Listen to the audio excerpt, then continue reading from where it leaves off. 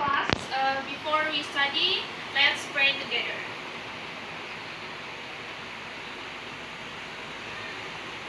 Finish? Greeting to teacher. Assalamualaikum warahmatullahi wabarakatuh. Waalaikumsalam warahmatullahi wabarakatuh. Good morning, everyone. Morning. Enggak. How are you today? I'm fine, thank you. And you? I'm fine too. Thank you. Today, I want to teach you about simple present tense Kok harus munduran? and simple future tense.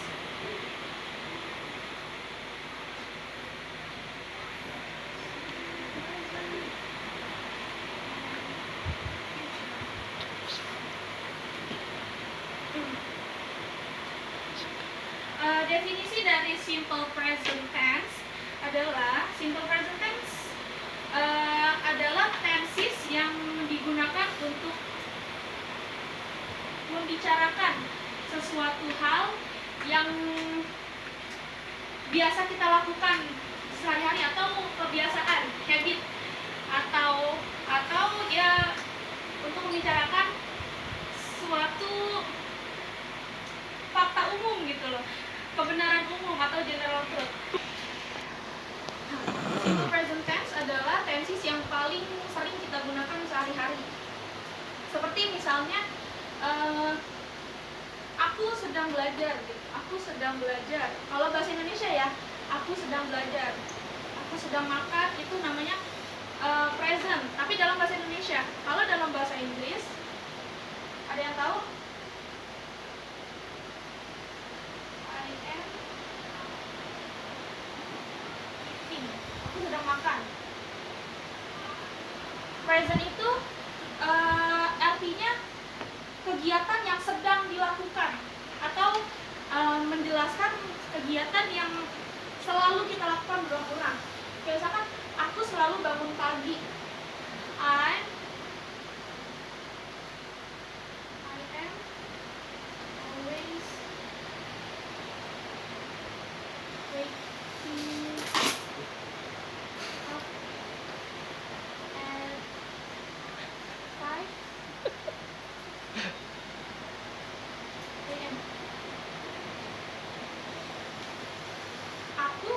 I am always waking up at 5 a.m. Aku selalu, always itu artinya selalu bangun di jam 5 pagi. Berarti kalau kayak gini kebiasaannya berarti dia selalu bangun di jam 5 pagi, nggak pernah di jam 6 atau di jam 3 gitu, nggak pernah. Berarti selalu di jam 5 pagi kalau setiap dia bangun tidur. Nah, ciri-ciri dari simple present tense itu biasanya menggunakan kata kerja dasar, kata kerja bentuk dasar atau verb 1. Verb 1 namanya. Yang biasanya tuh kalau eat, Tadi ini berapa?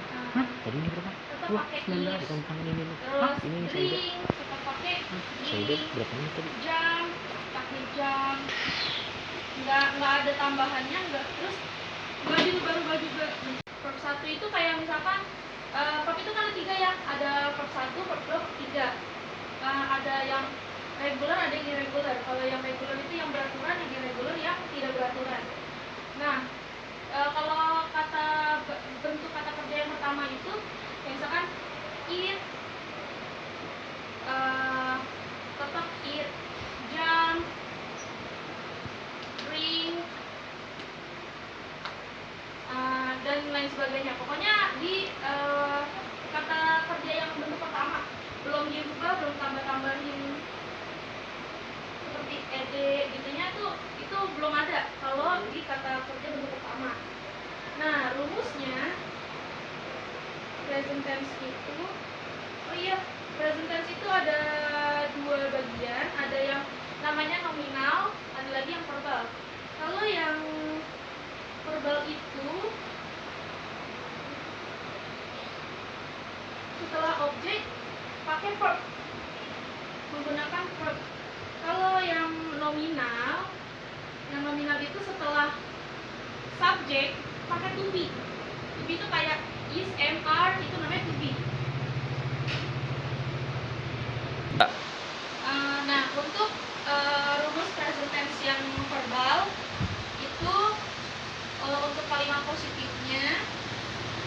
subjek, verb 1 bisa ada tambahan s atau es plus objek. Untuk kata negatifnya itu ada subjek pakai do atau does, tambahin lagi not, pakai verb 1 lagi, baru terakhirnya objek. Dah. Untuk kalimat tanya namanya interrogatif. Depannya itu do atau does plus subjek plus verb 1 diakhiri pakai tanda tanya atau question mark. Subjek itu seperti I, you, they, we, she, he, dan it. Udah tahu ya? Nah,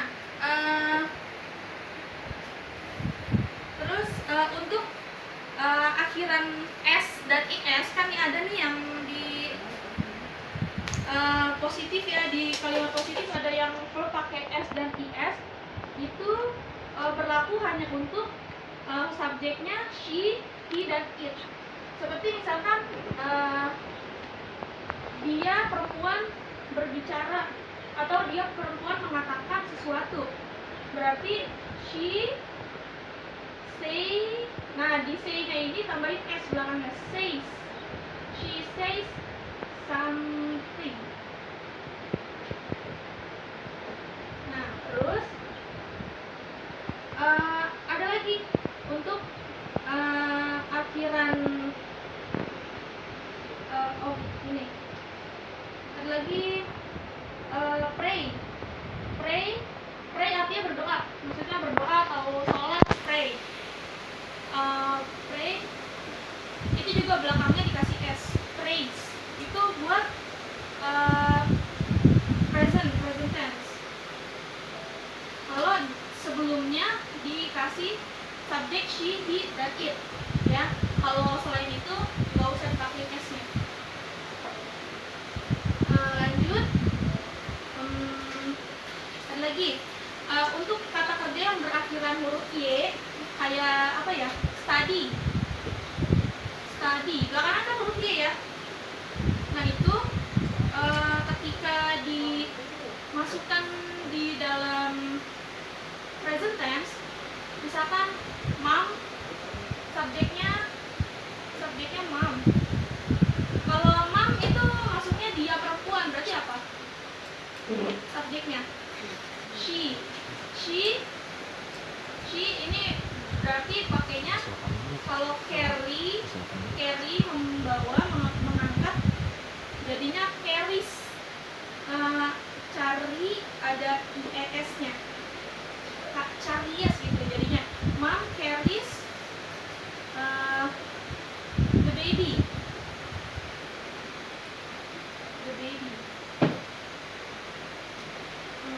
Terus sama kayak try mencoba artinya. Nah itu kalau diganti, maksudnya subjeknya pakai she, he, dan it, itu try jadinya belakangnya y-nya dihilangin, diganti ies, jadinya price misalnya tries ya. Oke, terus untuk penggunaan do dan does, do itu digunakan untuk subjek I, you, they, we. Untuk she, he, dan it berarti pakai does.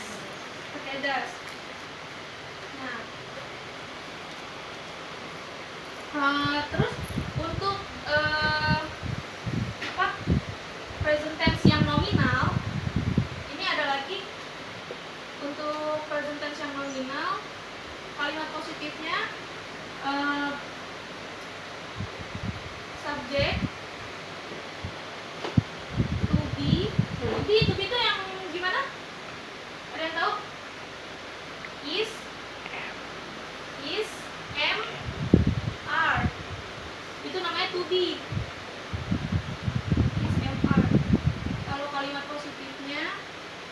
subject plus to be plus object.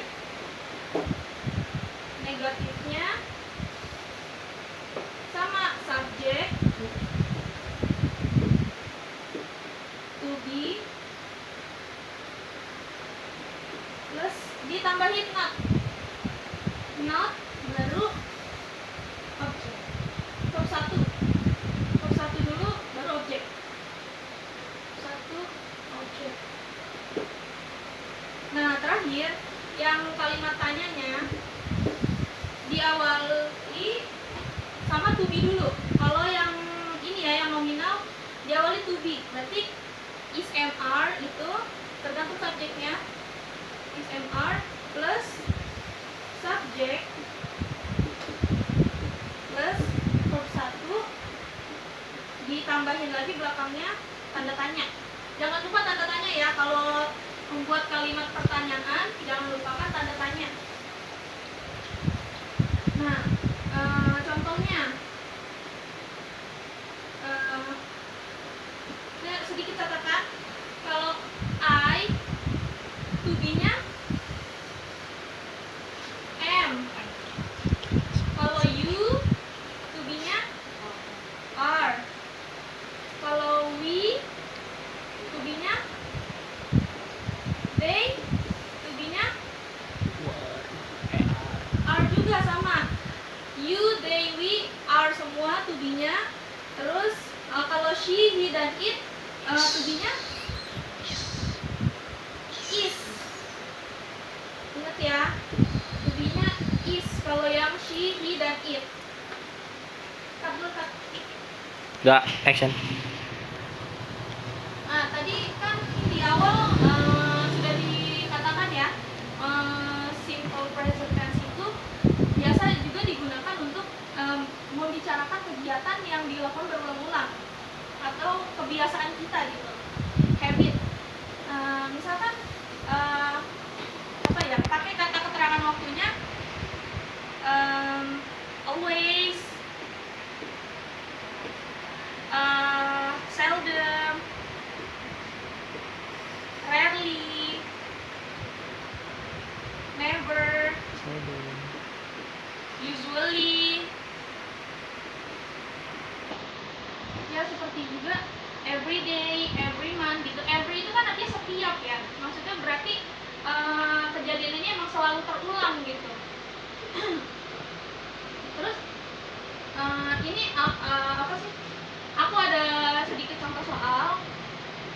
Nanti yang bisa jawab boleh maju ke depan. Nah, ini contoh soalnya.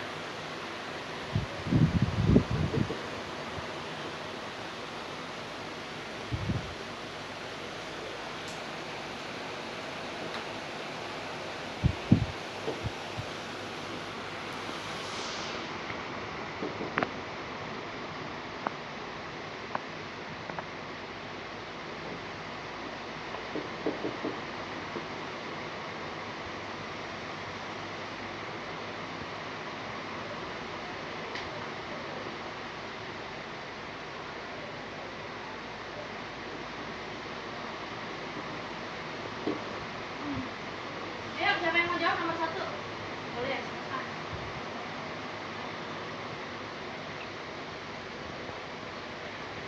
Oke, nomor 2-nya.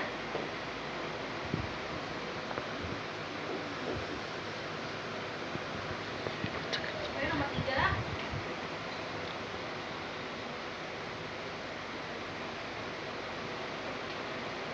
Thank you. Ya, ini jawabannya semuanya benar ya. Nomor 1, I, untuk titik-titiknya ini, blanknya yang isinya I, karena ini jelas ya, terlihat di to-be-nya ini pakai am.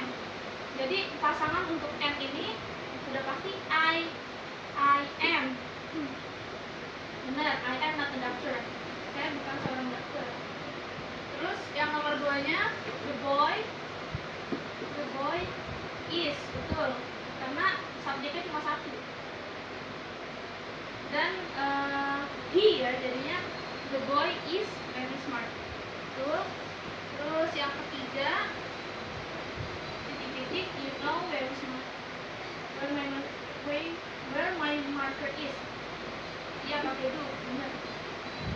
nggak bisa pakai das ya, karena you bukan she atau he atau it, karena ininya subjeknya you, jadi pakainya do. Oke, kita terus selanjutnya ada simple future tense. Simple future merupakan tenses untuk menjelaskan suatu peristiwa yang belum mulai dan akan terjadi di masa depan, di masa yang akan datang. Misalkan besok atau 2 jam lagi aja itu udah masanya akan datang gitu. Besok biasanya kata yang paling sering digunakan tuh tomorrow, 2 years later. Letter itu letter ya, yang akan datang gitu. Maksudnya kayak mendatang, kayak 2 hari lagi gitu. Berarti masa yang akan datang gitu. Simple future tense juga digunakan untuk menyatakan suatu keinginan, atau suatu prediksi juga bisa pakai simple future tense. Nah, rumusnya untuk yang kalimat positifnya itu ada subject plus will atau shall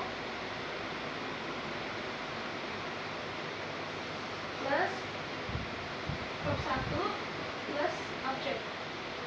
Ingat ya, pakai verb 1 bukan verb 2, karena ini future bukan past. Kalau past masa lampau pakai verb 2. Terus untuk yang negatifnya subject plus will atau shall plus lagi not plus verb 1 plus object. Terakhir kalimat interrogatif, kalimat tanyanya pakai will atau shall-nya dulu. Will atau shall plus subject plus verb 1 plus object. Nah, untuk kalimat negatif ya kan, will ada not-nya ya.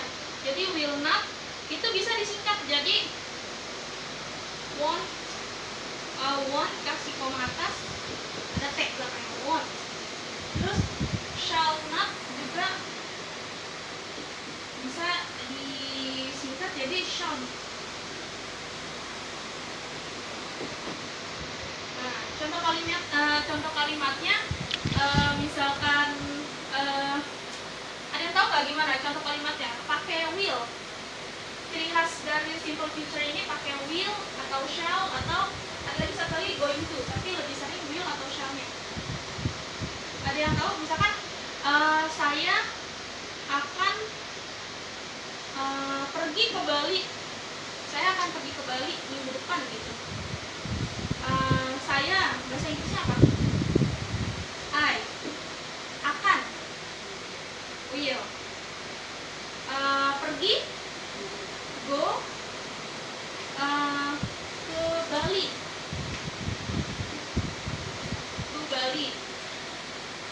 Minggu depan berarti next week. Nah, kata kunci dari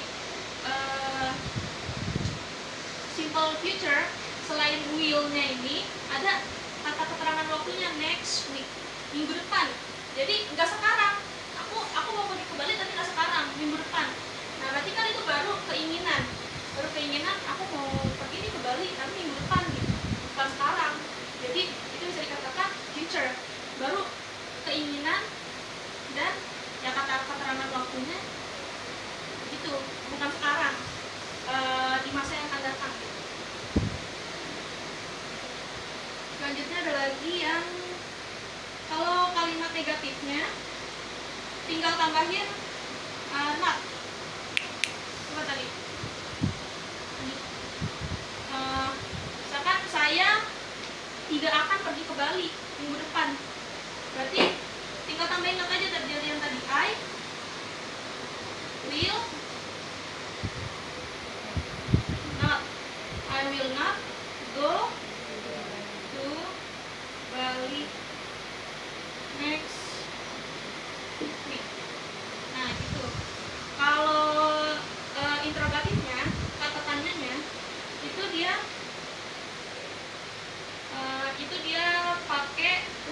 yang shall-nya duluan.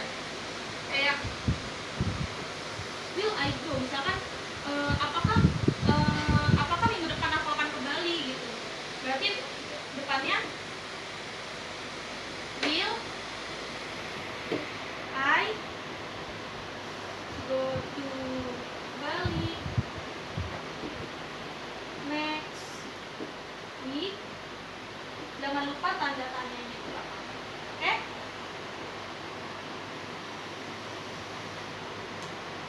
Oke, saya rasa cukup untuk hari ini.